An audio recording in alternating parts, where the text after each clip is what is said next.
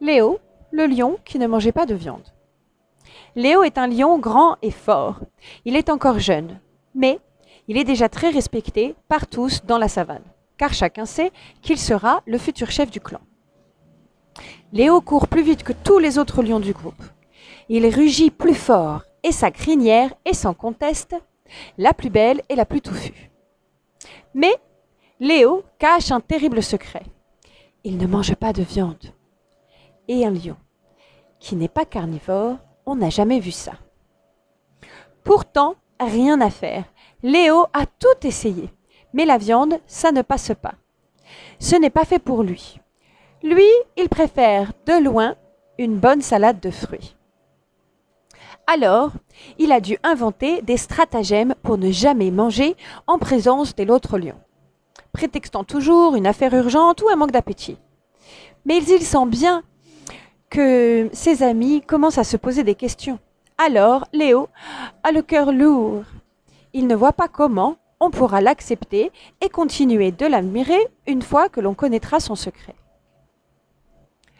Alors qu'il médite, seul, au bord de la rivière, ruminant ses pensées noires, le petit Balthazar s'approche doucement de lui. L'air penaud. Il lui avoue qu'il a eu un peu honte. Il ne sait pas rugir. Il essaye, mais il n'arrive qu'à miauler. Balthazar est très inquiet. Une larme coule le long de sa joue. Il ne veut surtout pas que les autres lionceaux se moquent de lui. Léo sourit et lui tapote affectueusement la tête de son énorme patte. « Tu n'as pas à avoir honte, Balthazar. Bien au contraire. Tu dois être fier de tout ce qui fait ta différence. Et personne n'osera se moquer si tu as confiance en toi. » Balthazar relève la tête, il sourit de toutes ses dents et s'en va en gambadant, soulagé et miaulant de plus belle.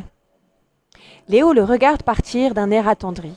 Puis, observant son reflet dans l'eau, il pense que si Balthazar est suffisamment courageux pour afficher sa différence aux yeux de tous, alors lui aussi doit pouvoir révéler son lourd secret. Sa décision est prise.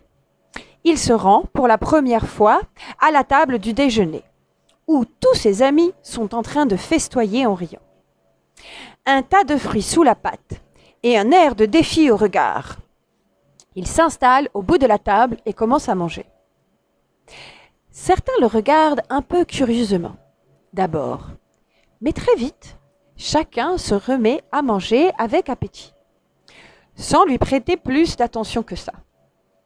Ça alors, Léo n'en revient pas, que ça a été si facile. Finalement, il avait raison. Il faut être fier de ses différences. Parfois, les autres n'y font même pas attention. Et ce qui nous paraît terrible à nous, ne leur importe pas le moins du monde.